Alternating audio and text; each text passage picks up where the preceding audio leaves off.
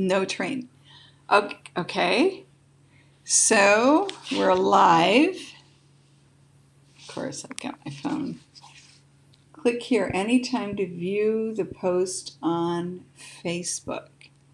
Hey, everybody. It is so good. We're going to click here anytime. Here we go. So what I'm going to do is I'm going to, so I can see this on Facebook, I'm going to put up a little bit. Okay, can you see me, Leah? Real good. I Yes. see us in the corner. All right, hold on. So my Facebook page, see what's happening here. All right, let's click the Facebook page. Let's turn I don't, the sound off. Oh my. And it's actually putting the words in, Leah. So oh, good. it's also putting the words in. All right. So folks, hi. This is Leah and Kim. And today we're going to be going live. And we're going live. We're going to do like kind of a playoff on Diamond and Silk. We decided Yeah. months ago, like seriously months and months ago, over a lunch when we could eat out in restaurants actually, we decided we were going to do something in Israel that was a playoff of Diamond and Silk. So what we decided on was sword and shield. Now, I have to tell you, we don't have any swords and we don't have any shields. Not to say we won't have swords and we won't have shields in the days to come, but we just thought we'd have some fun here today over the elections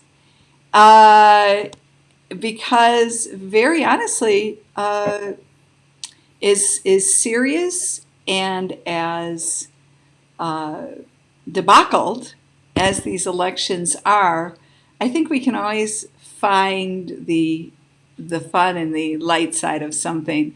And I think people are pretty intense inside right now. So maybe we can just have some fun. What do you say, Leah? I say that's a really good idea.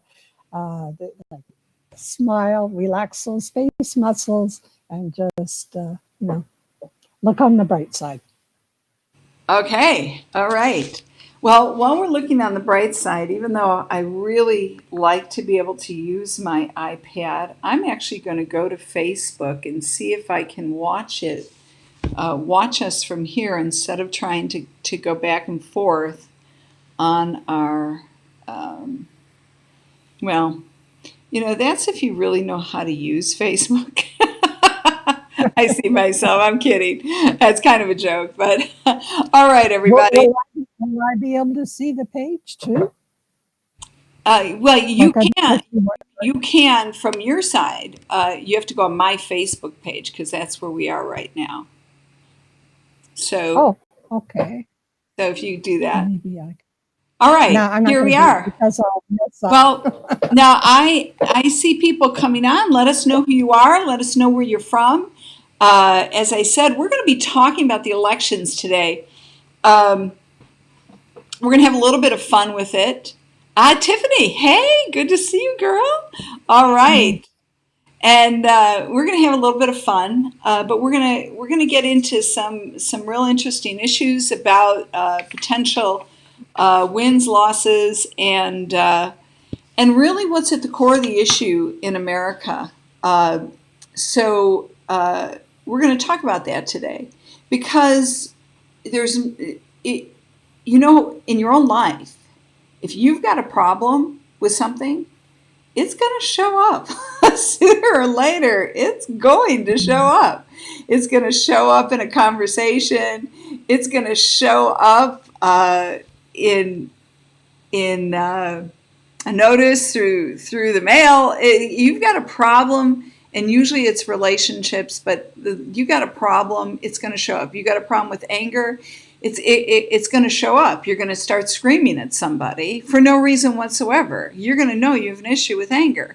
If you have an issue with lying, somebody's going to catch you lying. All right, I just want you to know. I mean, if you have a problem with this is kind of funny, but it's not funny. I understand it's not funny. We're making light, but things like this are not funny. But if you have a problem, where you like to, well, I think I'll leave that one alone. We don't know who our audience is. All right, I was going to talk about serious issues like bulimia or what's the other one where you have you eat but you eat everything in secret? What Oh, bulimia. Yeah. is And then that? And then you throw oh, it all. Is that bulimia? anorexic. Yeah. You're But anorexic. Anorexia. anorexic. That's it. Yeah. That's the word I was looking for. Bulimia is where you eat and get rid of Grow it. up and anorexic when you Yeah. don't Yeah. eat, you can't eat. Yeah. Those are extremely serious. But my point is that those kinds of conditions can hide themselves for a while, but all of a sudden they're Mhm. going to show up. All right. Uh, so when there are issues going on, they're going to show up. And when they show up, you got to identify what they are. And so there are things that have shown up in this election. And as much as we are concerned right now about who's going to be the president and the vote counting, something serious has shown up in the American ethos, the Yeah. American culture. And this is not just the left right divide. That's bad, but it's what's underneath it. So, Leah, do you want to say anything about that before we even go any further? Yes, I really would like to. And I've listened to some really interesting and I think very thoughtful commentators, and how they have put it, and I agree, is that American people have to choose whether they want to honor the Republic and maintain the Republic, or they want something else. And that's the crux of the matter. It's it's going to be, from our point of view, it would be disastrous if they didn't choose to honor the Republic. But there may be people who don't believe in it anymore. So we'll have to see. Um, this is true. I don't have. I probably don't have any false. I don't know what's the word I'm really looking for here. We did not pre-plan this talk, so I was so tired today, this week, these nights, watching these results. Oh my God. All right, but what I'm saying is I don't think anybody has any qualms or they have any delusions that there is a nucleus in this country that do not want the America that Yeah, is a republic. They don't want it. And that's they right. are they are really bent on destroying the not only what's been built upon the foundation of this country, but actually the foundation itself. And there's a saying in the Torah: if the foundations be destroyed, where can you even how can you make any recourse from that? There's no coming back if the foundations are destroyed. And Leah, let Hmm. me ask you a question, because that really brings us to Judaism. Now, we know that the temple was destroyed back in 70 AD, the temple, and the majority of even a lot of the foundation of that temple was destroyed. However, it didn't destroy the Jewish people. Why is that? What wasn't destroyed that would have had to be destroyed for the Jews to not survive? Well, from my studies of historical resources, and I'm passionate about that. Um, it seems to me that it's almost the same. Everything old is new again. And it's part of what's going on today. The Jewish people survived on the basis of shared experience, family, and I guess you could label it proximity, or being the outsider who had to come together, because during the time of the judges, for instance, they had periods where they would really go off the track, and they would idol worship and all the rest of it. And then you'd get a strong leader who would bring them back. But that shared experience, the reason why we repeat in the Seder, the Pesach Seder, and did things like Shavuos and so on, when we sit in our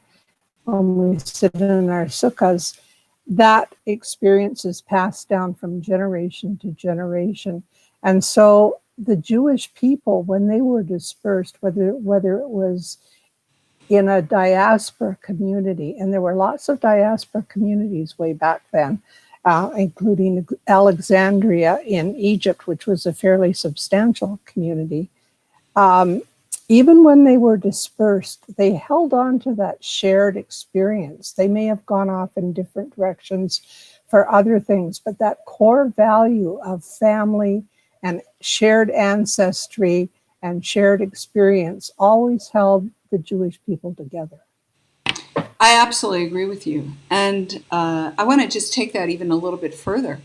I think what is so interesting is that after the destruction of the first temple, when Judah was taken captive and brought into Babylon, all right, the Sanhedrin, and we have, like Ezra and Nehemiah, and you have these men, all right, that developed a framework, a structure of how to live, how to build community, how to conduct your daily life. This structure of Torah readings, the structure of the Siddur, all right, the Amidah.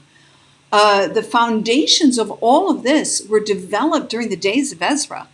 And so even by the time of the Second Temple, these traditions and these religious structures that were in place, without question, you combine that with the shared experience that you're talking about, the community that you development that we're talking about, the synagogue development. We understand even in the time prior to the destruction of the temple, but in the time of the Maccabees, there were developments in the reading of the Torah portion every week in the Haftorah. When they weren't allowed to read from the Nevi'im, they snuck the Haftorah into the Torah portion. So they developed a system down through the ages that was sustainable, even when the temple was gone. And that tells you that the foundations of Judaism were not destroyed. The foundations of Judaism continued because the That's foundation. right. Yes, go ahead. Okay.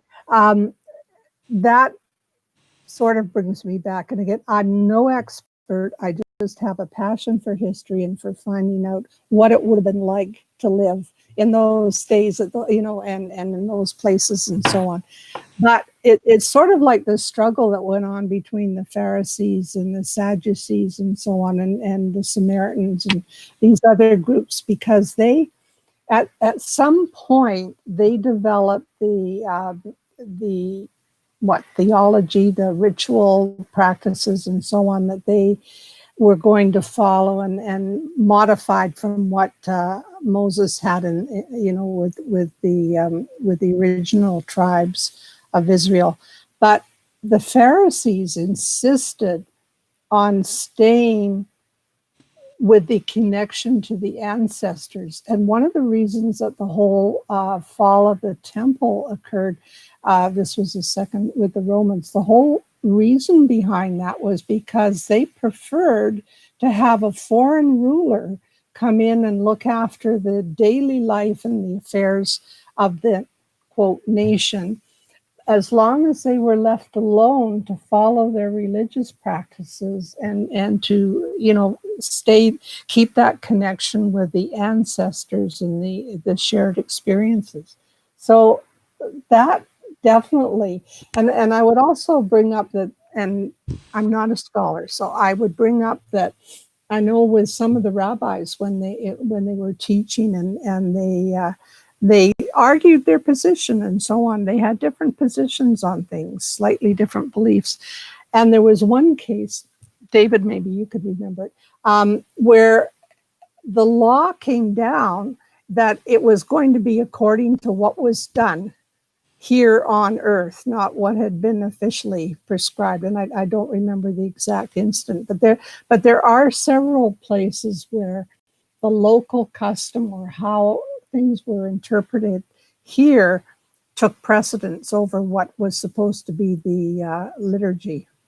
So yes, that personal connection, that feeling of belonging, the shared experience, and definitely the shared ancestry have held us together. So And that's particularly what everyone who tries to destroy us, that's what they go after first. oh, extremely, extremely true. And I don't think there will be any disagreement here, and even with our audience, at the foundation of Judaism, at the foundation of the the Jews remaining a people against all odds. I mean, other nations they're gone. I mean, they will never be back. But Yeah. but that is not true with Israel. We're back and we're here and we're not going anywhere. However, at the foundation is the Torah. It's Mhm. God. It's the Torah. It's the Shema. All right? It's the understanding that we serve the God of Abraham, Yitzhak, and Yaakov. It's the And that's understanding true. that, right, this, and, Yeah. oh my God, how excited Our can you get? ancestors. We're here by the merit of our ancestors. And really, I think when we look at the destruction of foundations, even when Hashem says, if the foundations be destroyed, we are looking at that moral and the personal responsibility, moral responsibility, and collective responsibility. And so all this, Adam and Chaveh, they teach us the failure of personal responsibility. All right? Cain and Avel, they teach us the failure of moral responsibility. Cain murders his brother, right? And then Noach, all right, this righteous man who's not ends up not being a leader, and his righteousness is in decline at the end, teaches us the failure of collective responsibility, all of which we've taken note of, and we believe very strongly in personal and self-government, personal responsibility. That's what the Torah teaches us, right? We believe strongly in moral responsibility, and we believe strongly in collective responsibility. I mean, these three Yeah. ethos are very, very strong in Israel and in not only the nation, but in the Jewish community globally. All right, and in the Jew himself and herself. All right, this exists. Now, let's take this and let's come on over to America. Because Okay, just before you do, if you don't mind. she's done about in. What can I say, folks? She's If done you about in. do All right, mind. go ahead. I love to study different issues over Shabbat, and I've been reading Rabbi Lord Jonathan Sachs on unity recently. And one of the things that he posits about, and this will get into America actually, that after the Enlightenment, when the different branches of Judaism, so to speak, spread out or developed, the basis for being able to still find some unity or talk to each other or whatever he sees as being the fact that Orthodox Judaism regards people who don't follow the Torah practices that are traditional and laid out for us are more in error or sinners. They're not non-Jews. And that's a really important thing.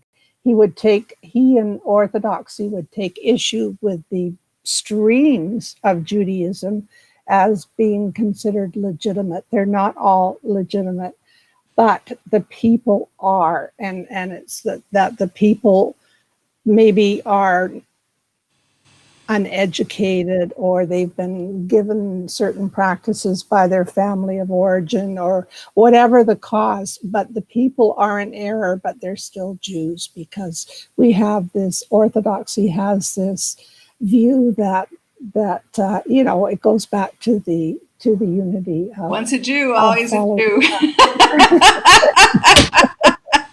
You can't. You may be a bad Jew, but you're a Jew. You're a Jew, without question. I am just such a believer in that. I totally agree. Now, I want to come into America because the fundamental foundations of America are not vastly different at all. No. The Torah, all right? Mhm. The founding fathers, they did not base the country. I hate to say this. No, I don't hate to say it. I actually love to say this, very honestly. I love to say it. The founding fathers based the Constitution on the Torah. So Mhm. that's an extremely important, the Ten Commandments and the ethical, the moral, and self-government, huge in the Constitution, right? Moral responsibility, huge in the founding of the, and of course we also have collective responsibility. That's what the Republic was all about, is that we are not going to submit ourselves to a tyrannical regime, all right, where the government is the march of God through the earth, right? The government is our God. The government is our provider. The government does it all for us, and we don't need to take collective responsibility. We don't need personal or moral responsibility. No, the Constitution lays out that as a member of this republic, you are a member that plays a huge role in not only the future, the growth, the freedoms that exist because of the foundation of this country, but also how we keep those freedoms. And that is not in the hands of the government. That's in the hands of the people. And that's the way the founding fathers put it. The Torah, and that is the number one fundamental foundation that we have in common. And then, of course, that which, and then the second thing is, which I don't know, we don't have the same kind of, Israel runs on a completely different political system. It's a parliament system here, very, very interesting and always very exciting system. But America runs on. But you're right. If I can butt in again, you're right, except that the system in Israel, and it's greatly flawed in that it's not rep by pop. A lot of us feel that way. But there's always the battle going on in Israel between the ultra religious, who want to make sure that all the identification as an Orthodox Jewish state is kept, and the people who want to, I wouldn't say stray or move away from that, but they want a bit more of a balance. They don't want the Orthodox to have control over important things like marriage and things like that. So there's still that play in Israel with the firm foundation, the basis for the nation state being the Torah and a Torah lifestyle, but how you make that fit with people, a variety of people from different kinds of cultures and maybe modified belief systems and so on. So that's a tension, and the American Republic had solved it in many ways by moving religion out of the public sphere, while we're still grappling with that. But it is the foundation, it is the basis of what goes on between both countries.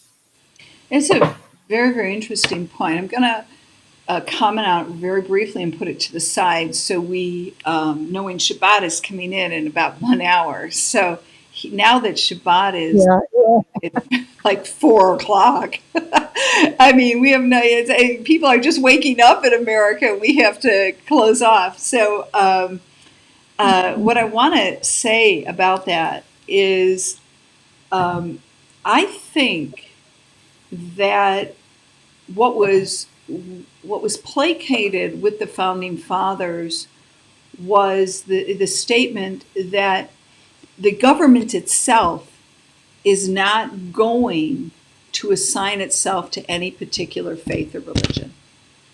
Very important, but it does not take religion out of the public sphere. There's been a movements over the years to separate church and state. However, we find that never to be the intent per se of the Constitution or the Declaration of Independence in the beginning.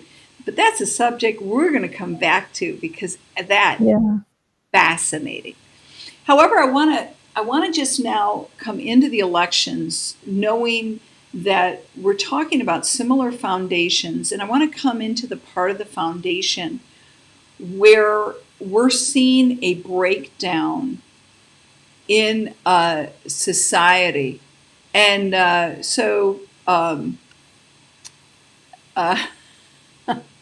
uh, so, anyways, let me click that comment off so I can say, let's see if I can click that comment off.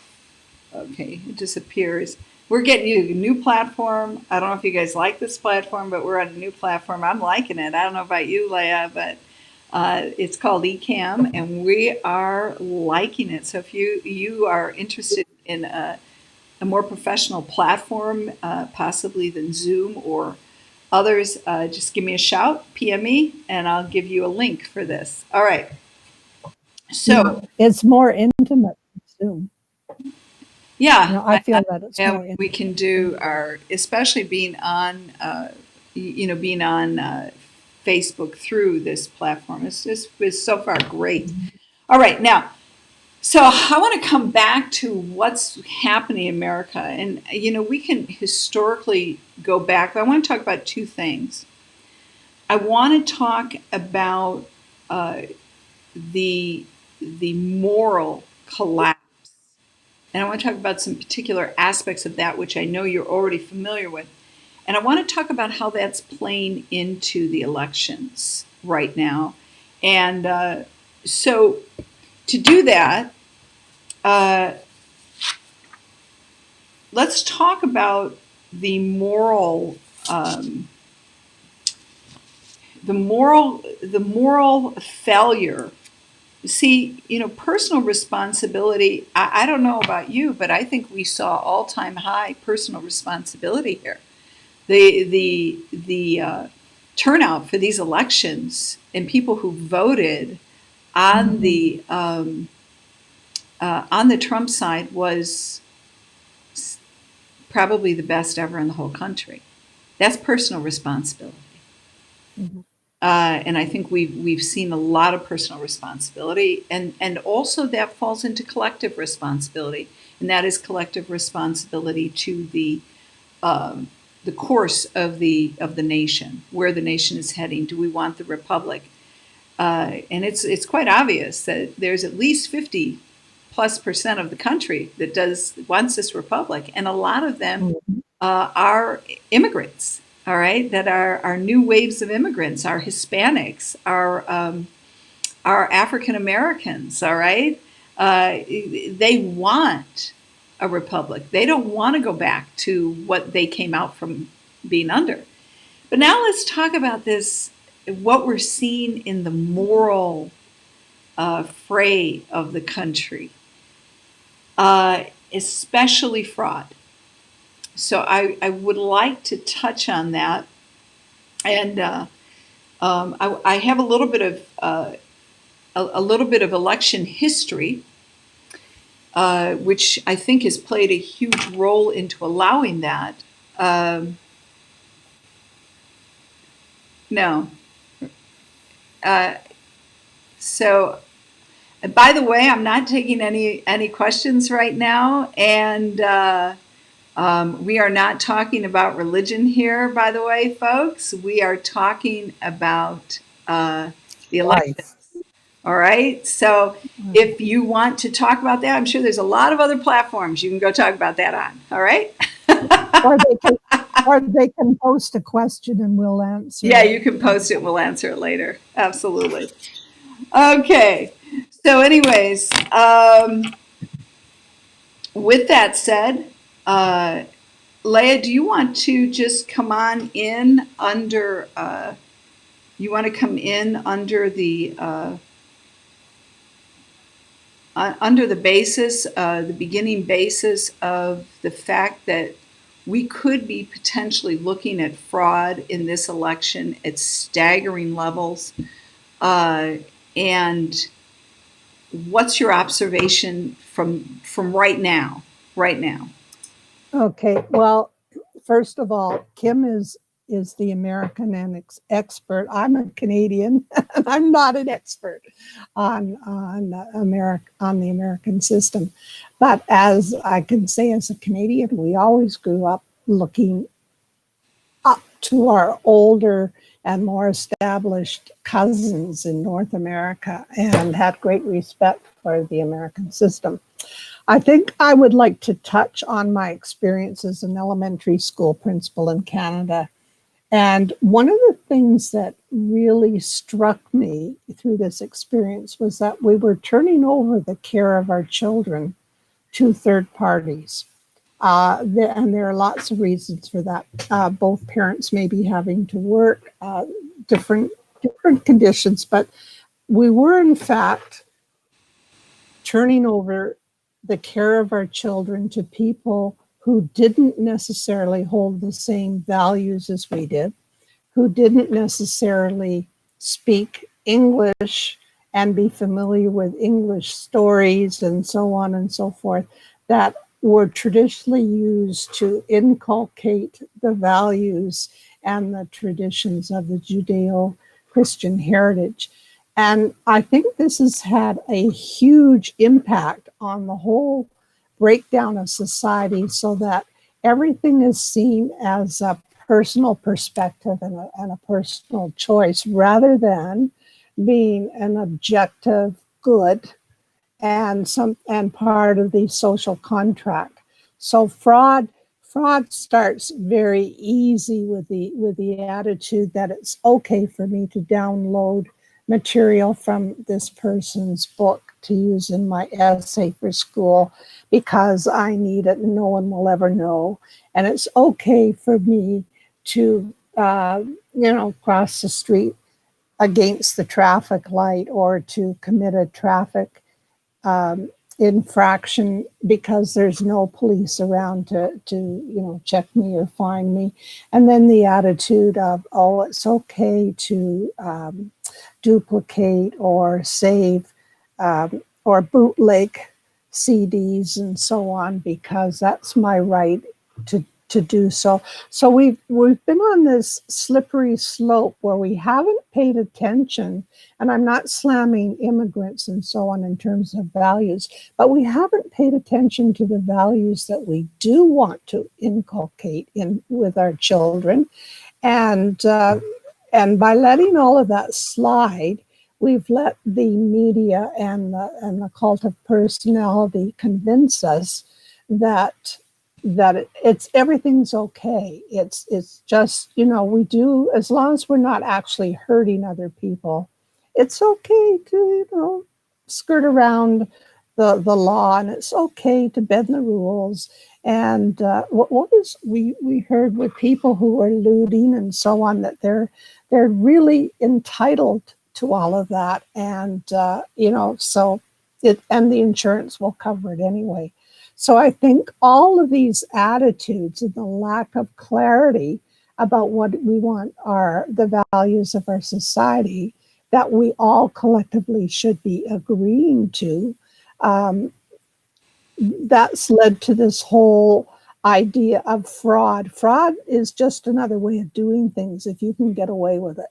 So that's where we are, I think. I don't think most people would go out of their way to deliberately steal or to deliberately refuse to follow the criminal code and that sort of thing. But they see it as being quite okay to get away with what you can get away with, and that's fraud. Yeah. It's a very, very interesting statement. Some statements that you just made about, of course, plagiarizing. All right, Mm-hmm. plagiarizing, using other people's material and putting it in your own name, and so even at the most simplest, fraud can be defined as false representation, and that's an aspect of fraud, falsely representing something. And so even in elections, when you have bogus ballots, all right, you have we're seeing a lot of misrepresentation. In fact, in 1999, I believe CBS did a 60 Minutes on the mail-in ballots and forms coming out of California, where they had allowed, without any checks and balances, they had allowed Californians to register, all right, via mail without any, they didn't have to have their signatures, they didn't have to have any kind of form of identification. So 60 Minutes highlighted the fact that they had all these fictitious people, they were registering their pets and their pet's name, they were registering dead relatives, all right. In fact, I'll tell you, to completely disagree with this. I mean, disagree. However, I have seen it even in the MLM industry, the multi-level marketing industry. When they want to build their network, they start putting all their dead relatives in. And I mean, and I'm telling you, that's fraud. However, we don't think of it like fraud, all right, in its essence, until all of a sudden you start picking up the Torah, or you start doing a Talmud study, right? And all of a sudden you're like, ooh, that's a little bit of fraud. And you're like, ooh. And you all Yeah. of a sudden, you start to think, I really don't want to be fraudulent in anything I say or do. I remember, this kind of total confession here. I remember I just didn't want, I was getting older and I didn't want to go back to school. And, but I I had heard that you could get a degree, right, without going back to school. So I looked up these universities and I'm like, okay, I want to get a master's degree or a PhD. And they said, all right, you have to turn in all your material. And I had written so much, done so much research. And it's just who I am, like this perpetual student, right? And so I sent in everything. And they actually came back to me. They go, we don't know what degree you want, but we'll give you any degree you want. We'll give you a PhD. We'll give you a master's. The material you submitted, this is PhD work. And I'm like, yeah, I know. And so here was the funny thing. So I actually started to pay for that degree. So I'm like, yeah. So when people would ask, do you have a degree? I'd like, yeah, I have a master's degree, PhD. I would say it. And I'll never forget that moment, that one moment where all of a sudden, when they said that, all of a sudden, I couldn't say anything. I'm like, this isn't right. It's not right. I cannot buy my future. I cannot buy, I have to earn it. I cannot buy my representation. I didn't earn a master's degree. I didn't earn a PhD. I can't pay for one because I really didn't earn it. And that was a huge part of the motivation of me going back to school at the age of 50. I didn't go back to school starting with a BA or even an AA. I actually didn't even have enough credits to get into a college. I had to have help. I had to have somebody approve me because you had to have a GPA of 2 to get into the college, and I had like a GPA of 1.98 because I dropped out of I dropped out of college when I was like 18, right? 1990, I dropped out. I had like this GPA of 1.98. And so anyways, I had a good friend that helped me go to the top, and they said, okay, we're going to let you in, but you're going to have to do these few extra things. I go, okay, I'll do it. So I started at the bottom, and I got my AA, I got my BA, I got my master's, and now I'm working on my PhD. And now I can say that with having earned it and not misrepresenting myself in any fashion when it comes to education. And so I think that you have to have that aha moment, and I think that comes right down to the voting. You know, people, when you have a government or a party in the government that does not want any accountability or checks and balances. So I went back in. Let me just say this last thing, and then I'm going to turn it back to Leah. I remembered meeting a man named John Fund back in 2000. God, it had to be, I would say 2004. 2004, I met him at a conference in Washington, D.C., and he had just written a book on stealing the elections, and that he said and this is what he said. He said, "I'm going to tell you something right now." He said the Democratic Party is poised to completely steal elections, and he said it's not just in the Democratic Party. There's fallout also in the Republican Party. But he said either way, there is agendas going on that are setting up Washington to be stealing elections. And I remember at the time thinking, who is this guy? Like, what's he talking about? I mean, I was just like such an ignorant person when it came to what was going on underneath the surface. Well, one of the things I wasn't aware of back then, but that was in 1993, the Clinton put into place what was called the National Voter Registration Act. And this was one of the first pieces of legislation that he signed. And this became the road or the pathway to voter fraud, because what he did is he imposed, it was called voter-friendly regulations on states that required driver's license, and it really was requiring that people registered through their driver's license into the registry regarding voting. So they had some type of identification on the voters. And so he actually came alongside, which according to the Constitution is illegal. Voting in America is supposed to be regulated by the state, not by the government.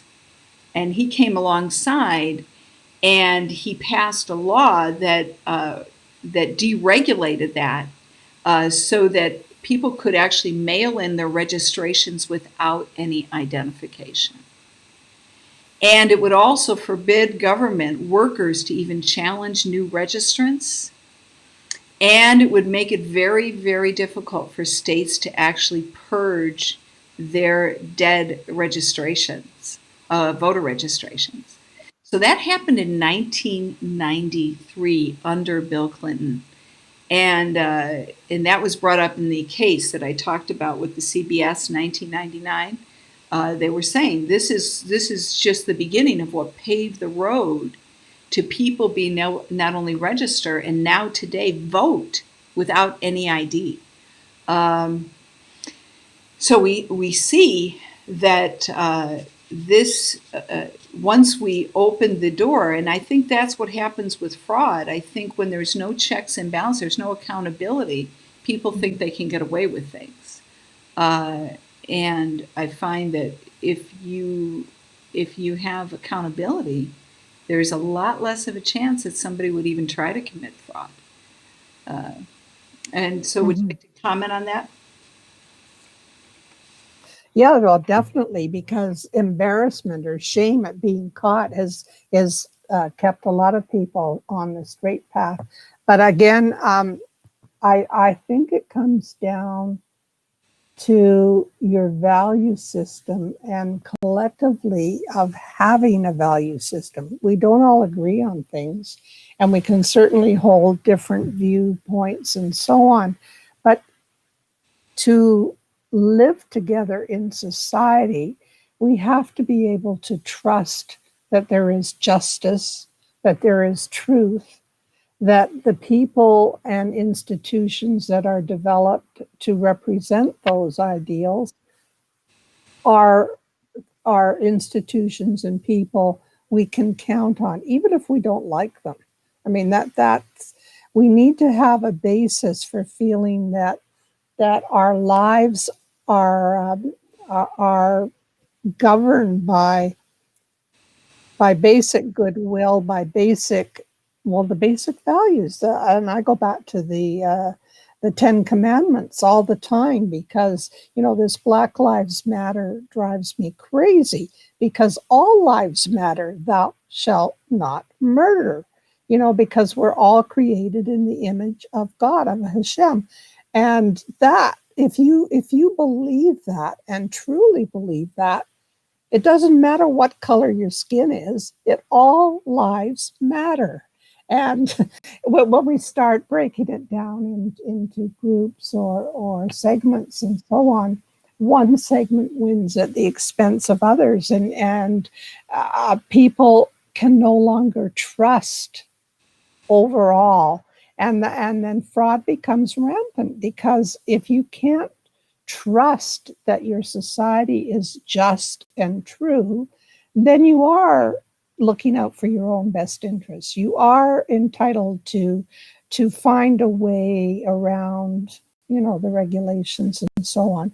And I think we have to get back to those values. We have to understand that we cannot live and function as a society without those values, or we have a society that's very different from the one we think we want.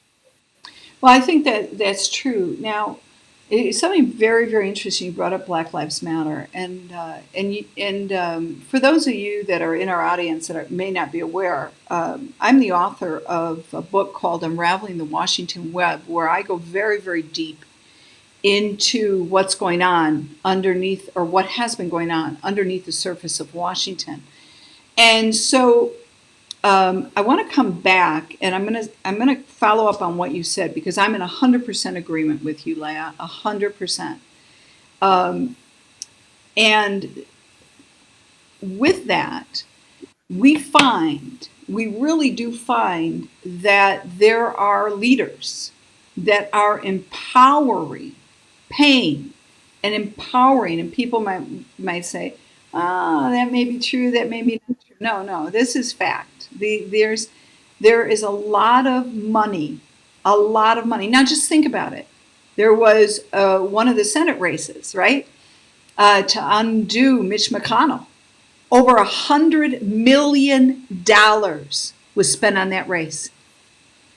Sh- I'll say it. Shame on you. Yeah. Shame on you. And I'm not one to use that word because I hate it. Parents used to use that and put all this shame on their children. I hate that word. But I will tell you something. $100 million, and you have the chutzpah to tell me about inequity.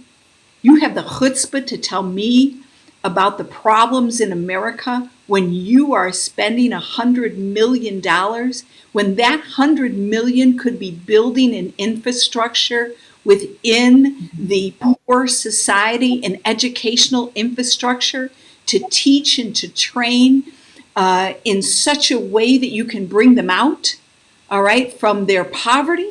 Are you kidding me?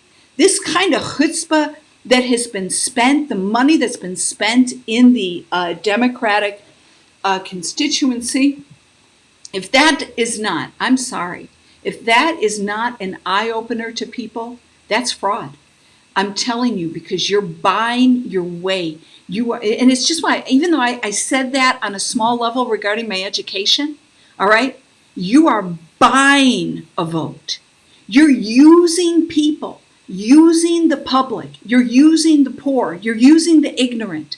In fact, in Hebrew, the word for fraud is interesting. It's actually called tok, and it means oppression and violence. So when we're looking at the violence in America, we're looking at the oppression, it's coming from somewhere. So there are those that are leading these people, and people think they're fighting for freedom when actually they're playing into the hands of men and women who are so fraudulent in their ways and in their activities that they, with a right mind and a good conscience, they think they can buy a vote. They can use people that do not have the training, the ethical and righteous upbringing that many have in America or many have in Israel. They can use them to promote their political gain. And it's interesting that even the word deceit in Hebrew is mirma, and it is not just to deceive, it literally means to be fraudulent. Deception and fraud go hand in hand. And so that to me is unconscionable. And it's coming out in what we're seeing manifest in this election. And you cannot, with a good conscience, if you believe in the Republic of America, you cannot, with a good conscience, all right, take this sitting down. Because that means there's a group of people in America that are literally using the poor, the ignorant, to make and buy their way into the system itself. And that's serious as far as I'm concerned. That's your brother, that's your sister. Those are the people we're supposed to be elevating, not oppressing, not literally fomenting or inciting to anger and to violence. We're supposed to be helping them grow into a better future. All right, that was a rant.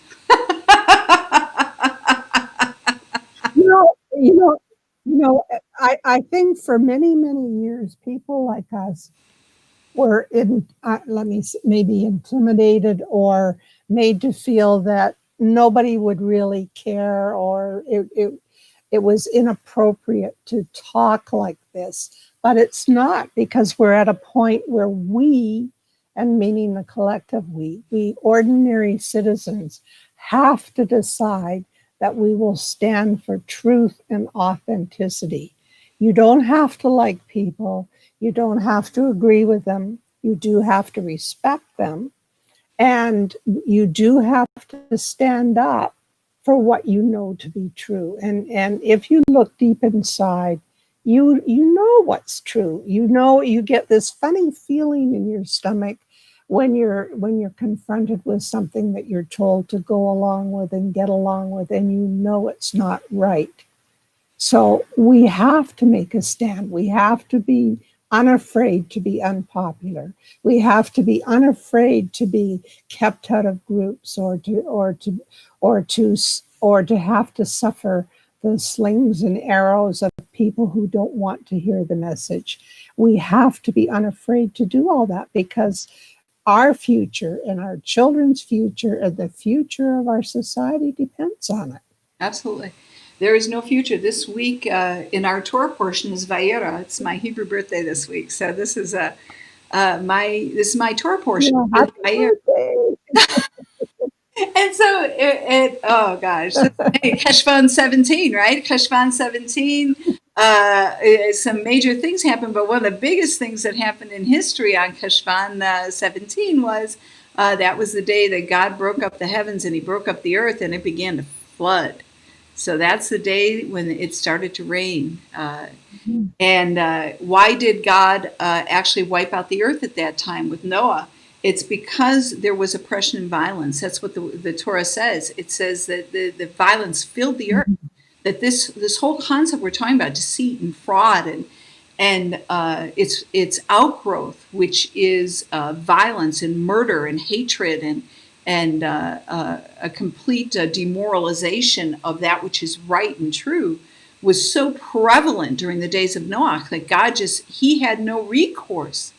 He he had nothing to work with. There was no Torah back then. It was just in the heart, in the conscience, and he had no recourse. So he saved one family, Noach, and here we are today because of that. But this week's Torah portion, Hashem destroys Sodom and Gomorrah. I mean, this week is the Sodom and Gomorrah week. This is where once again we see this escalation of fraud and deception and the outgrowth of no morals. All right, no sexual morals. No, marriage is no longer sacred. There is no people don't adhere. Thou shalt commit adultery. Thou shalt not commit adultery. Thou shalt not commit fornication. That, there's a reason God set these things in order, and he set them in order not to keep people think, well, it's because God wants to control us or punish us or whatever. No, it's because he wants to save you. He wants you actually to be able to reach your destiny and not be destroyed by these external factors that actually destroy families, destroy communities. So God puts these buffers there to not only keep us on a good track, a moral track, but also so he can actually see the fruit of the destiny that each individual has in their life. And so here, Sodom and Gomorrah was just wiped out.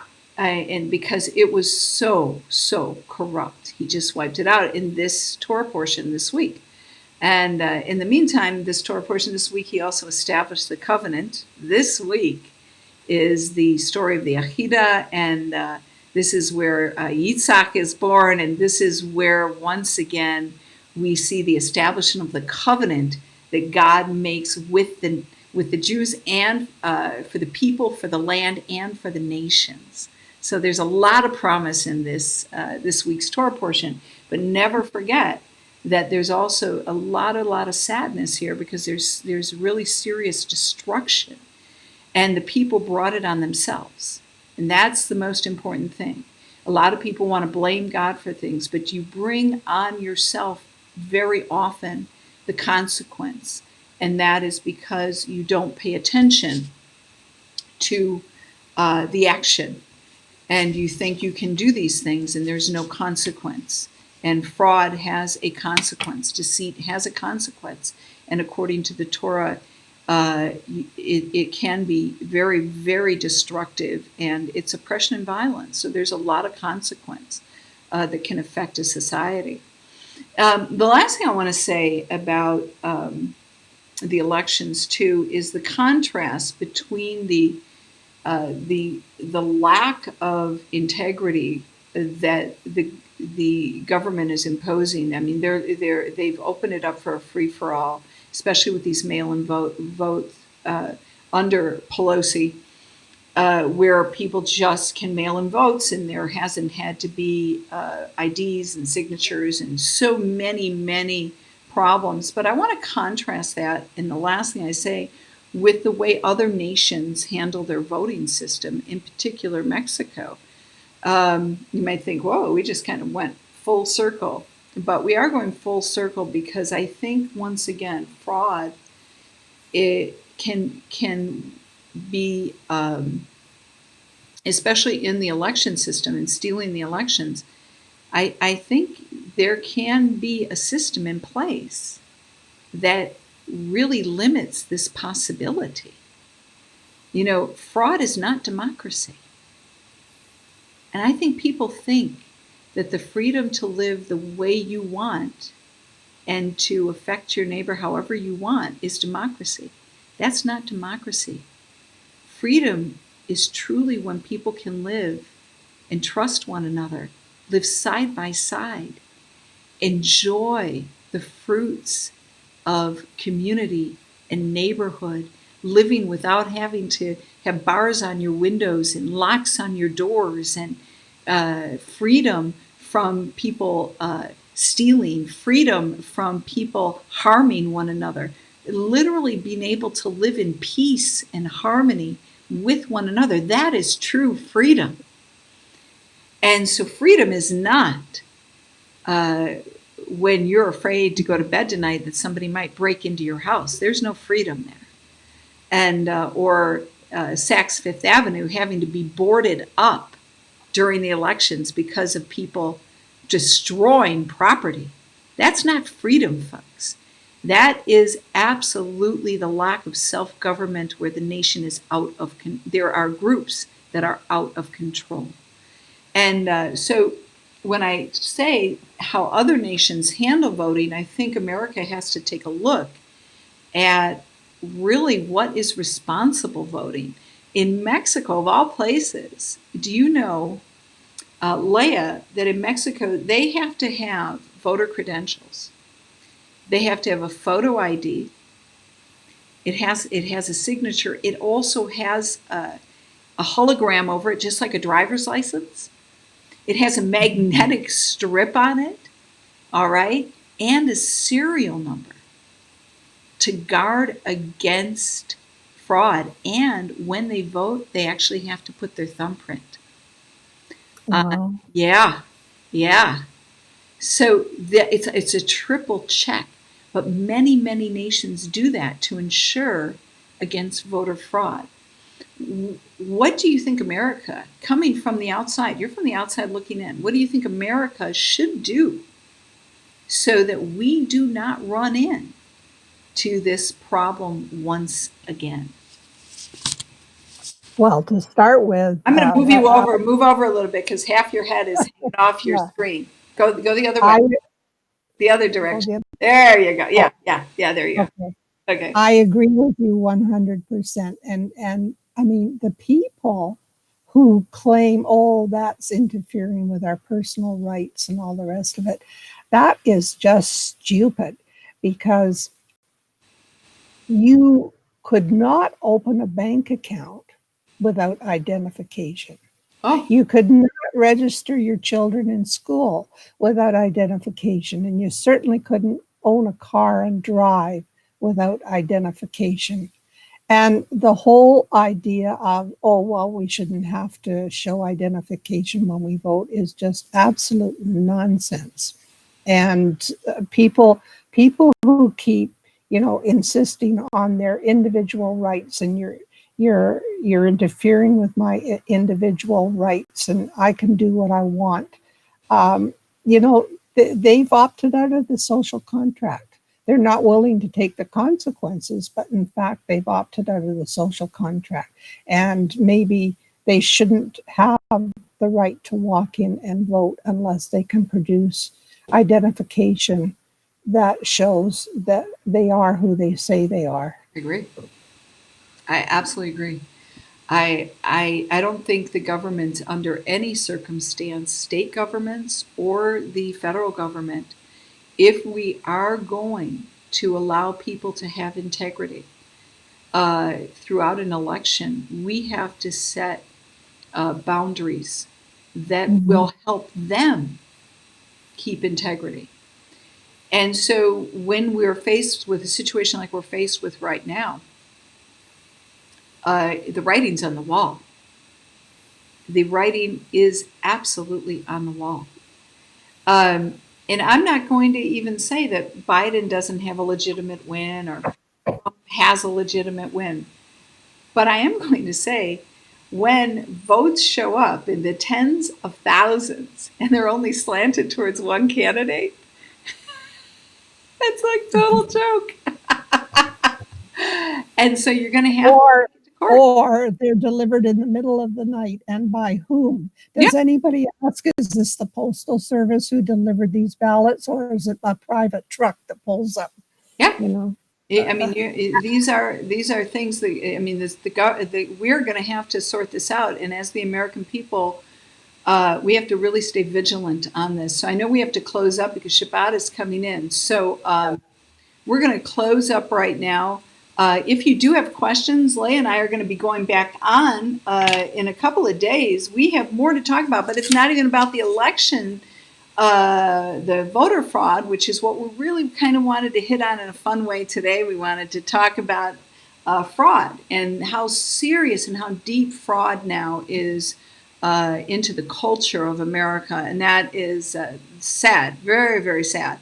But also, I think we need to look at what could possibly happen regarding policy. If there is a Biden presidency, what about the Middle East and policy? So maybe we can come back online and talk about that, huh? sounds good. It's a lot of fun. I enjoyed it. If you have comments or questions, write them in on Facebook. That's I'm also on Facebook, and you can look me up. My specialty, Kim's a specialty on understanding the Torah and the Aleph Beit and all that kind of stuff. I do stories about Israel to go along with the paintings that I do, because I want everyone to know how wonderful Israel is. So we don't have yet, I think, the same fraud concerns, because we do have to show our voter ID. And, but we don't want that creeping into our society either. So we'll talk some more about all these lofty ideals. And absolutely. And you can go on Facebook. You want to connect with Leah, but I mean, you're connecting with both of us. We have a little thing with Inspire Israel, but you're connecting with both of us. Leah has Discover Israel through the eyes of Leah Laker. That is on Facebook. We have a weekly Torah class on Facebook under the group Leadership That Transforms. So we are going through the Torah with Rabbi Jonathan Sachs' books, Lessons in Leadership. So you mentioned him early, and I tell you what, for those. Can I interrupt? Because I did want to tell people, we both believe very strongly in the 10 Commandments, or the Aseret Dibrot, but there's through Aish HaTorah. If you go online, you can find an excellent presentation by Rabbi Bleck, who's also from Toronto, Canada. And he talks about the application that for modern day people of the 10 Commandments. So I highly recommend that. Oh, I think that's excellent. I think it's excellent. I think that I highly will make sure to type that in and make that a note. I'm going to learn this platform because I know that we're able to actually type in things, and we're able to post things while we're talking. In fact, I think right here, let me see. Oh, no, that didn't work, folks.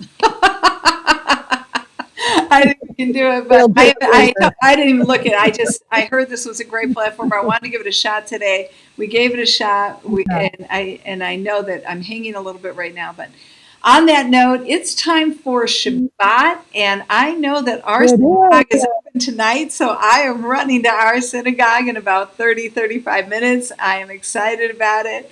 Yay! After 3 months, like, we're open. I think we're open. Oh, good. Yeah. For only a couple of people. Anyway, so I'm going to run there, and then we have a Shabbat dinner tonight. So I'm looking forward to that. And Shabbat Shalom, and Shabbat Shalom to all our readers and all our viewers. Oh, we don't have readers. To all our viewers. We had a lot of fun today. Leah Laker, everybody, my dear friend here, and I'm glad we came on today. All right.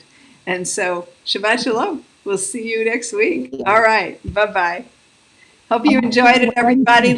I'll stay on for just a sec here. And even if you want to stand with me, I'm going to say hi to our guests today. Tiffany, of course. Crystal has been with us. Beth, thank you all for being on. Ramil, thank you for being on with us. All right. Melinda Gonzalez, great to see you this morning. Shelley, of course, from my dear hometown of Chicago. Great to see you, Shelley. Denise Browning, one of our newest Hebrew students, by the way. Denise is just finishing the Hebrew alphabet, and we want to just give a big kudos out to Denise because she's doing an amazing job. And I also saw down here Linda Koch Lovelace. And Linda is one of our intermediate, and she's going into advanced classes in Hebrew. And so Linda is, even last week, I mean, it was absolutely mind-blowing watching her and her partner Linda starting to la la la la la. Okay, starting to really go deep into reading very deep stories. So very, very fascinating. And so we're so thankful. Big call out to Linda Kay and our newest student, Denise. All right, Tiffany, Ariel, so good to see you. Gloria, Linda, Crystal. Yes, very interesting comment there about Amy McGrath. Gloria, good to hear from you too. Let's see who else has been with us. Margaret, hey Margaret, it's so good to see Margaret Banks, dear friend, dear friend. All right, so we got a lot happening, and we'll be here. If you enjoyed this today with Leah and I, let us know, because we're thinking about doing more of these sessions in the future. So, all right, let us know. All right, everybody, it's a Shabbat Shalom. It's a wrap, and we're out of here. All right, Leah. Bye-bye. Bye, everyone.